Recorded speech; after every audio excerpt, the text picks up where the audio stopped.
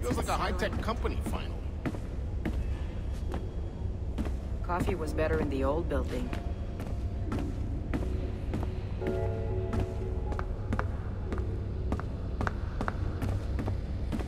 Oh yeah, definitely.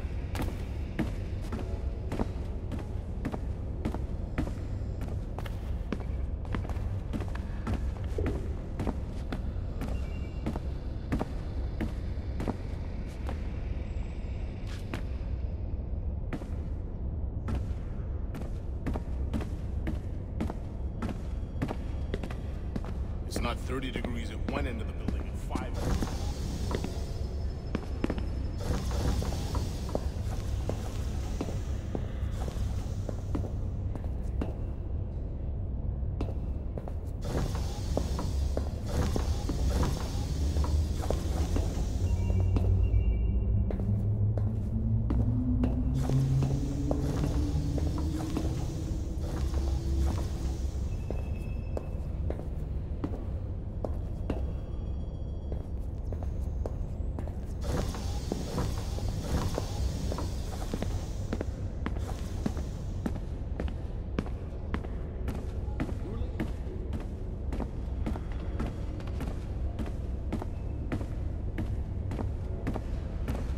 Keep it to 3-hour sessions like the regulations.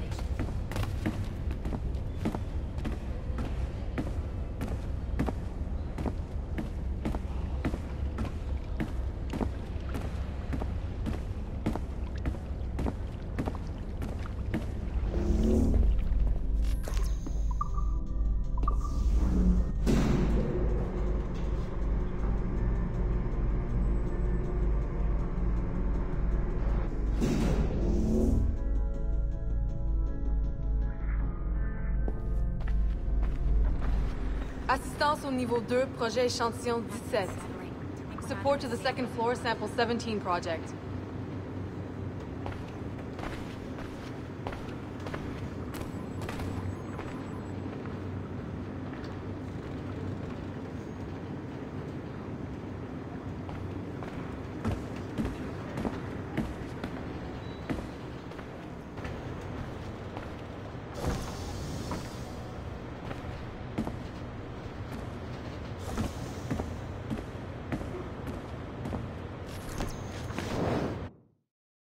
Be careful now.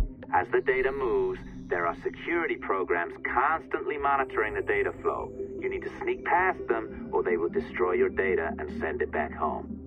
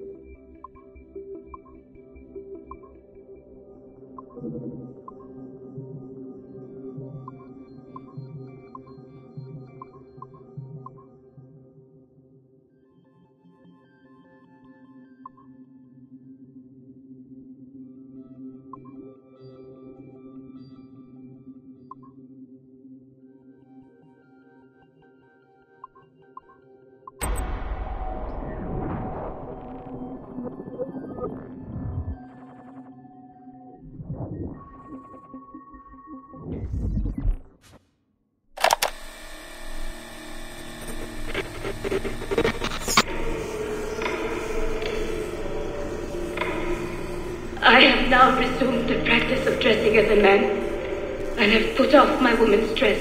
Why did you take it? Who made you take it? I took it of my own free will, with no constraint. I prefer a man's dress to a woman's. You made an oath, Jeanne. You swore to never again dress as a man. I never meant to swear that I would not resume the practice. Why have you done so? Because it is more lawful and suitable for me to return to the practice of wearing a man's dress, being always among men, than to have a woman's dress. I have resumed it because a promise made to me has not been. How is he? Hour 3, doing well. Are we still in 18th century Hungary? No. His connection is so stable, he's jumped between a few ancestors today. We're in 15th century France now. Turns out he's related to one of Joan of Arc's executioners. Surprise. Eileen, yesterday Vidic asked me to help him work out some of the bugs in his audiovisual renderer, and I told him... No. Come on, Satish, not you. It wouldn't be permanent. A few months at most. Months? That will kill every ounce of momentum we have. It won't, I promise. Honestly, I think this could help us. If I can get a look at what these people are doing, we could... Come on. He's trying to pull you over to his side. Don't you see that? He's luring you with quick victory and prestige. That's not what this is about, honestly. I need to get back to work. Eileen, I'm sorry. Do what you must. I'll survive.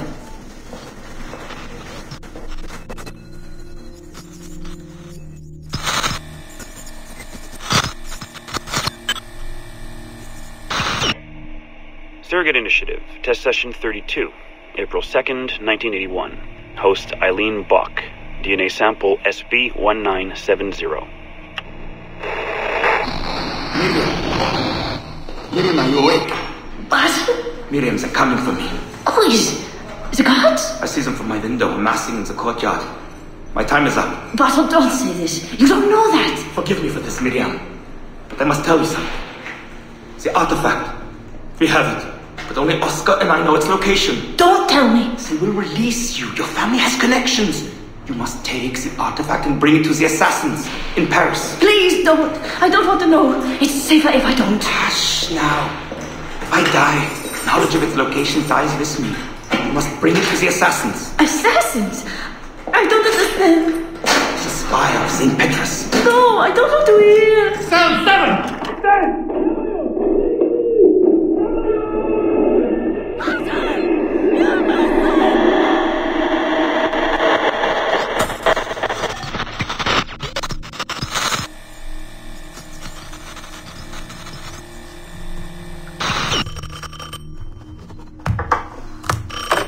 Hello? Eileen, hi. It's Carl. Carl, I know it's you. Sorry, you just sound exhausted. Did I wake you? No, I've just been busy. It sounds like it. I'm just a little tired, that's all. No, I mean, your project sounds fascinating. Your colleague, Dr. Warren Vidic, he called me recently and he told me what you've been up to. He what? Warren? Yeah, he told us about your research, memories, ancestry, all of that. He even asked if we'd be willing to come in and... No! Jesus, no! What the hell is he doing? Eileen, it's okay. We signed some papers, non-disclosure stuff. No! He's trying to fuck me over. Damn it! Eileen, we just talked about my mother, just like you and I did. World War II. That's all. It's the artifact. The what? Carl, if he calls you again, you tell him you work through me, okay? That's it. Vidic has been a pain in my ass for years, and I don't need him getting all the glory for my 2 years of hard work. All right. So how should I go about this? I mean, the wheels are in motion. I don't know. Just go through me if he contacts you again. Please? All right. You'll do that? Of course. Yes. Thank you, Carl. I'm sorry I was short with you. I've just been exhausted. That's all. It's all right, hon. Just take care of yourself. Morning, Eileen. We're almost ready. Just a few more adjustments. Okay. I had the team do some research on this artifact we've been chasing, and it appears the Third Reich actually found something matching its description sometime in 1940. Eileen, are you all right? Sorry, yeah. I'm fine. Just a little scattered. Vidic called my ex-husband last night. He wants to put him in the Animus. To find the artifact before us? Exactly. Well, it would be faster using Vidic's Animus. And maybe that would get us back to our original work. Satish, if we let that happen, then all our money dries up. Lillian is paying for us to find the artifact, not improve our methods. Do you understand? Right, of course. I'm sorry. Let's just burn those bridges when we cross them. Are we ready? Yes, just a few more adjustments, Senorian. I made a small change to the genetic input modulator. I'm hoping that buys us a few more minutes. Even a few seconds would be nice. I'm ready. All right. Settle in.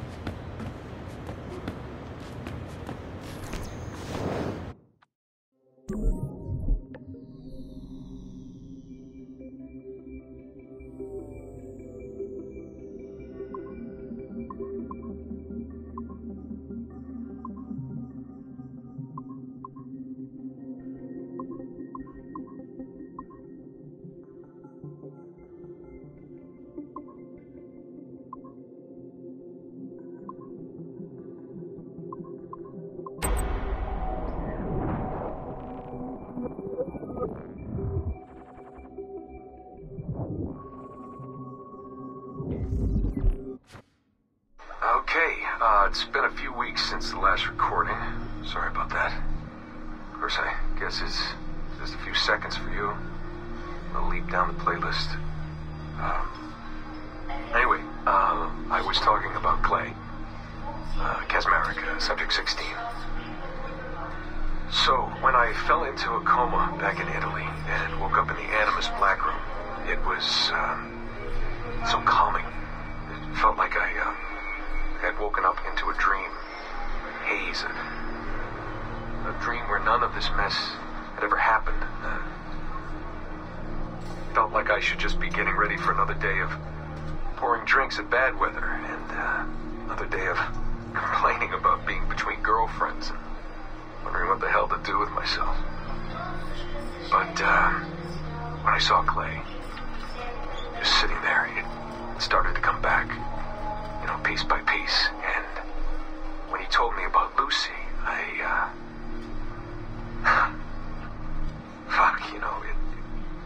it hurt. Realizing that I killed her without thinking or feeling anything. Not at the time, anyway.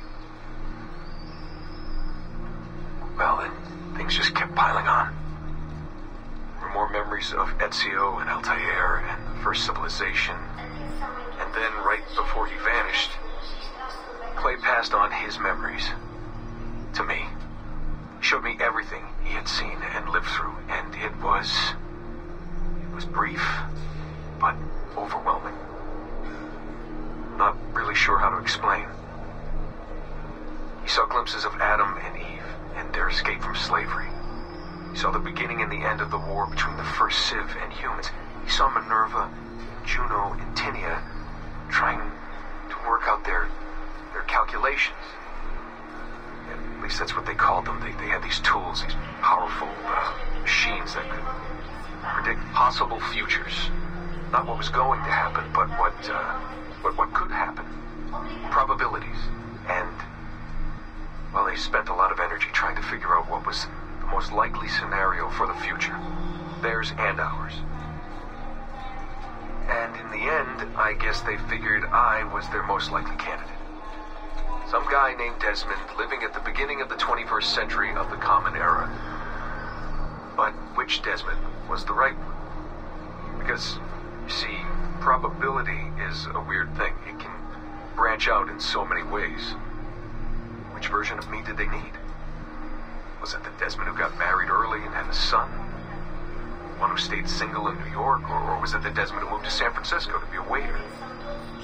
Maybe it was the Desmond who worked at an auto body shop in Chicago, or maybe it was the me who never ran away from his parents in the first place.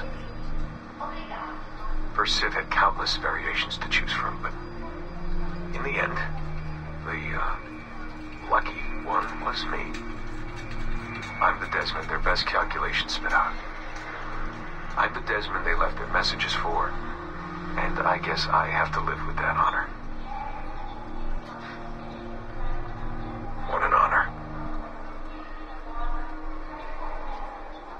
Pretty tired. There'll be more later. Ciao.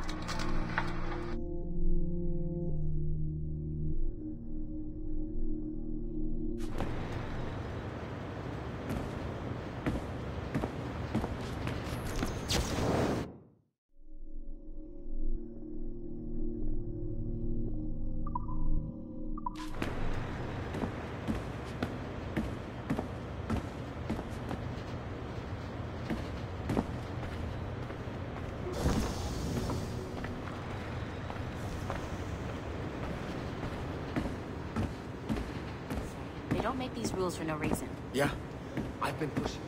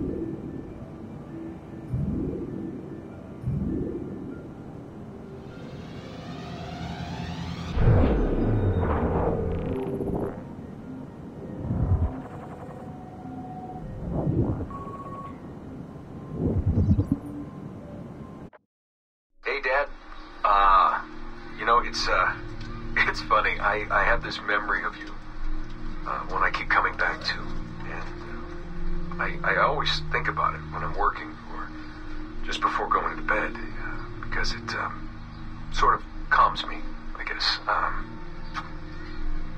I was 14, I think, and you were trying to teach me how to walk with a light step.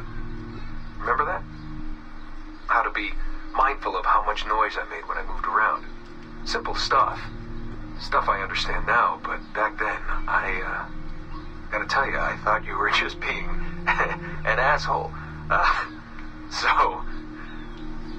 You told me you were gonna go up to your room and sit with your back to the door and read a book. And you wanted me to wait at least 15 minutes and then sneak up there and tap you on the shoulder without you knowing. I even remember the book you were reading at the time, the one by Captain Johnson. And you warned me that if you caught me, we'd have to start all over. Then you went upstairs. And I waited. I waited, and I waited, and I waited. I waited 4 hours before deciding to go up. And even then, it took me 20 minutes to get to the foot of the stairs. And another 30 to get up them. And then 10 to get down the hall. And there I was at the door and peeked into your room. And I was so hoping that you'd be asleep. But no, you were still reading. And I just about shit myself. But 10 minutes later, I was just 5 feet away from you. And that's when I remember setting my foot down, and you flinched. Ever so slightly, you flinched. I thought maybe I'd imagined it, but I knew you'd heard me. You didn't say anything. You just checked your watch, you reached for your drink, you took a sip, and then you kept reading. But I knew I'd failed. You didn't say anything. I didn't understand why. Then I lunged and tapped you on the shoulder, and you turned around, and oh, fantastic, you said, and you scooped me up, and you gave me a big hug, and I didn't say anything. But Dad, I was so pissed off. I wanted to scream at you. I failed, and you knew it, but you said nothing. And I stayed mad for weeks. I thought you were patronizing me. Thought maybe you decided right there that I was never going to be the man you wanted me to be.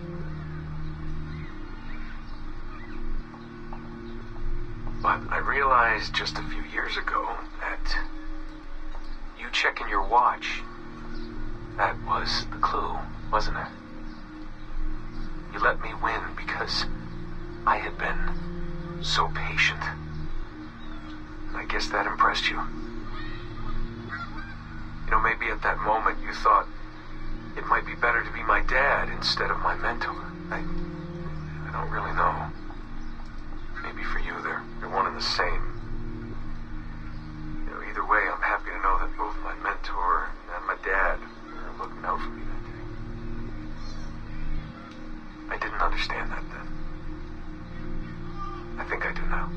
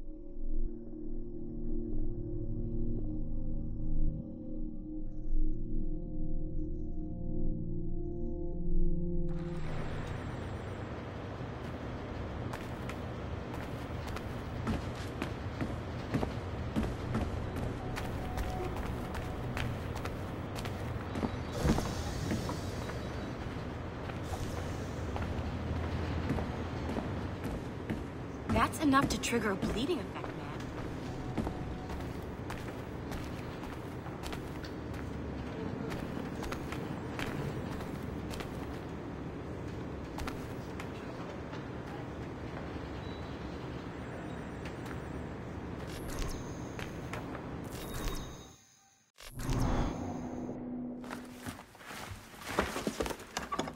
Oi. Where you going, the market? No, My parents have asked me to come live with them, and I'd like to. Oh, what do you mean, live with them? You live here with me. I'm sorry, Edward, but my father is right. You had a decent wage when you worked the farm. Why can you not be satisfied with that? With me? Decent wage? That job was near as, damn it, to robbery. You want to be married to a peasant the whole of your life? All right, Edward. All right. You leave now, Caroline. You'll never know what's coming to us. Caroline!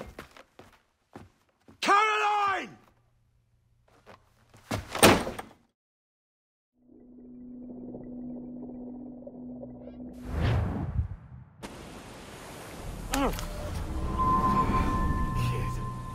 Wake up, Kenway.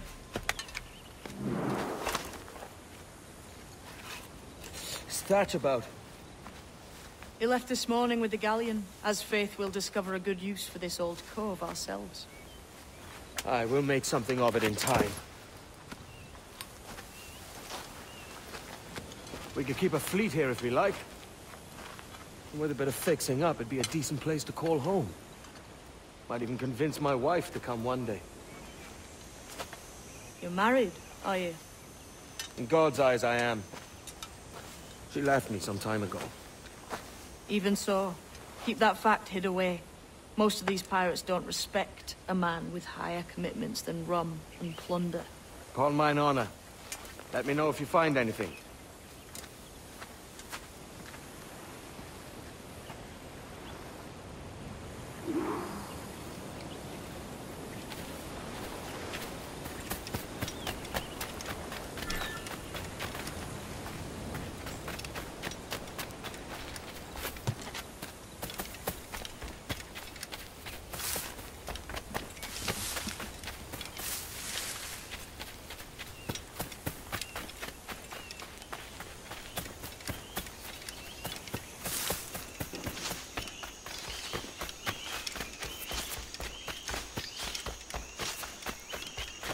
Edward, over here. I found something.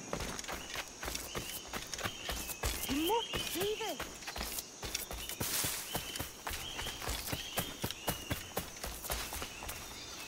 Come on, man.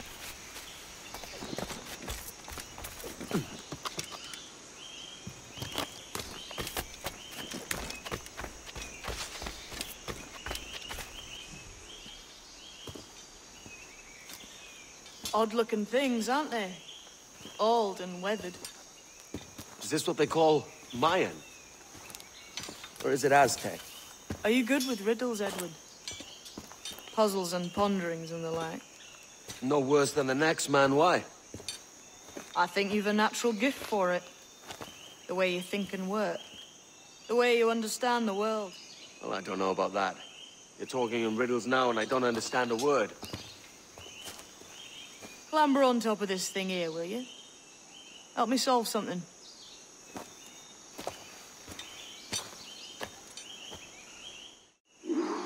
Concentrate and focus all your senses. Look past shadow and sound, deep into matter. Ah, right. I know this feeling. I have since I was a lad. It's like using every sense at once, isn't it? To see sounds and hear shapes. Quite a combination.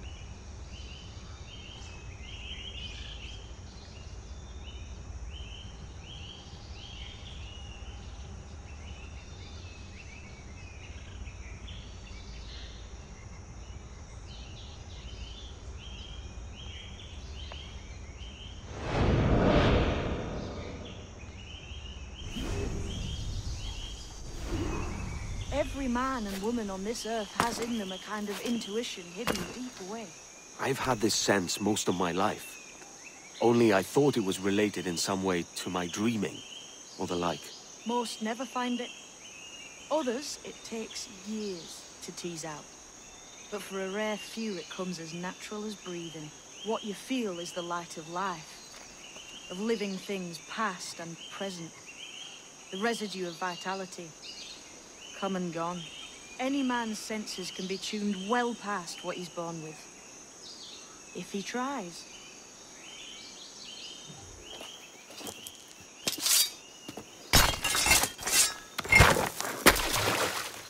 You are a gifted man, Edward. Has a strange look. Is it worth something? Nothing you can spend. But if you find all of them, it'll lead to something grand. How many? A few dozen, I think. This way. I've something else to show you.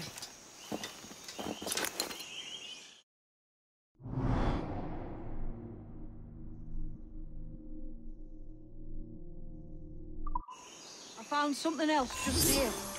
I think we'll take to this secret much faster. Now this has the makings of a mystery. It's good, isn't it? Only wait till you see what lies at the end.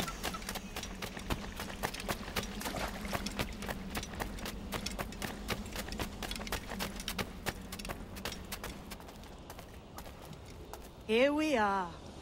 What do you think? I think Monsieur Ducasse was a man of many secrets. Aye, and look here. A solid staircase leading God knows where.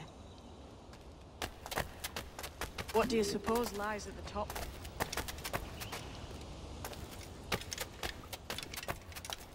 From what I knew of Ducasse, I wouldn't be surprised to find eclectic instruments of torture and villainy. An Iron Maiden or a collection of thumbscrews. Or a pair of anguish.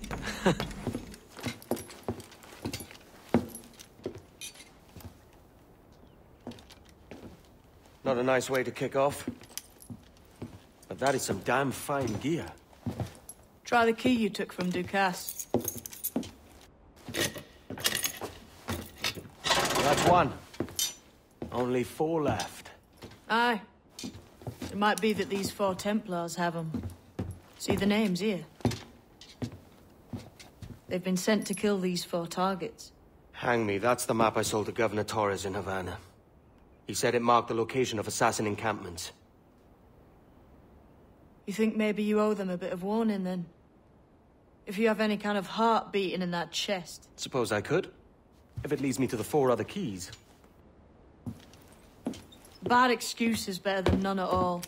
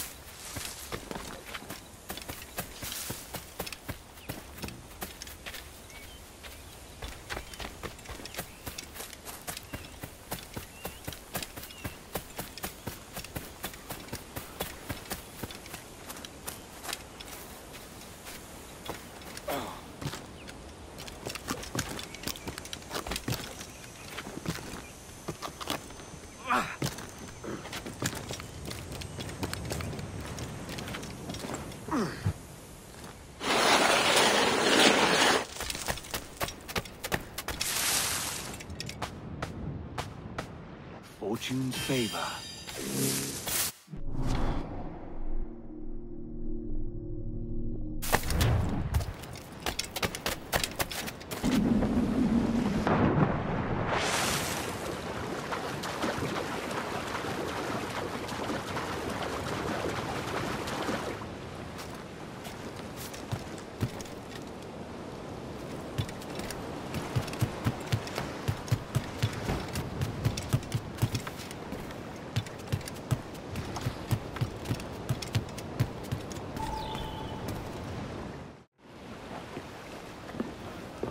Leaving already? I think this cove suits you best, Edward.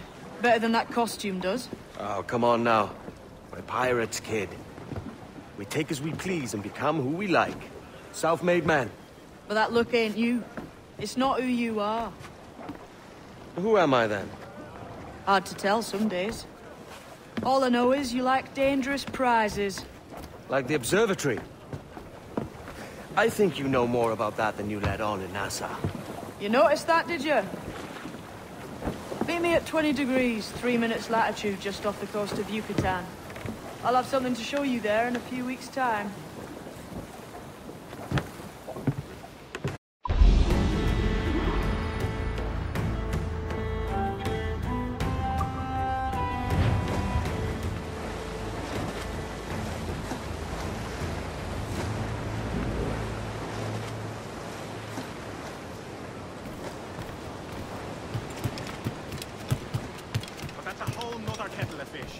If you step on the head of a viper, it's no use inquiring politely of its injury. You just bloody run.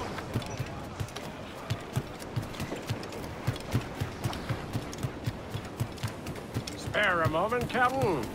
I've been needing coin to set up the shipyard, Captain. The faster I have the needful gold, the sooner our ships will rule the waves.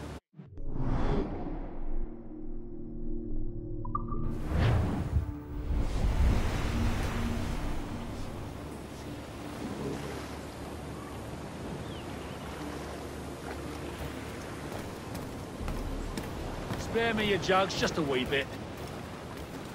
The men do sorely lack a place to do their wenching and debauching.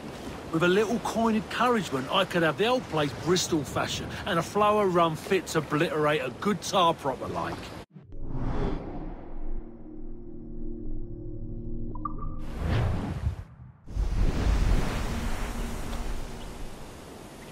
You done an old salt proud, Captain.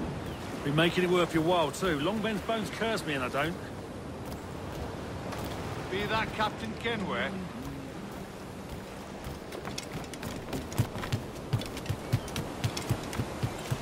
Have you a moment for an old salt? I'll not play duck and drake with you, Captain. I need coin to build a little emporium. I'd be ever obliged. And a local shop would bring in many a useful ware for you as repayment.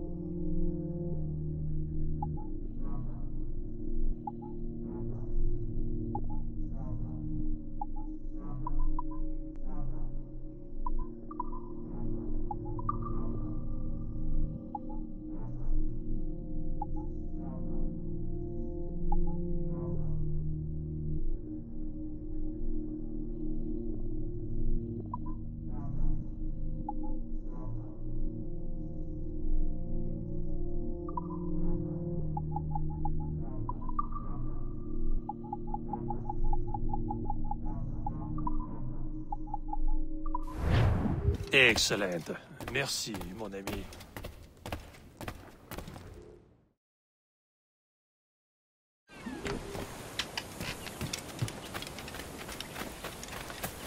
Straight from the public house. A good captain. He takes care of his men, yes? The sailors are a peu dissatisfied that there are no women of comfort here. I know just where to find them, but we need to build them a home.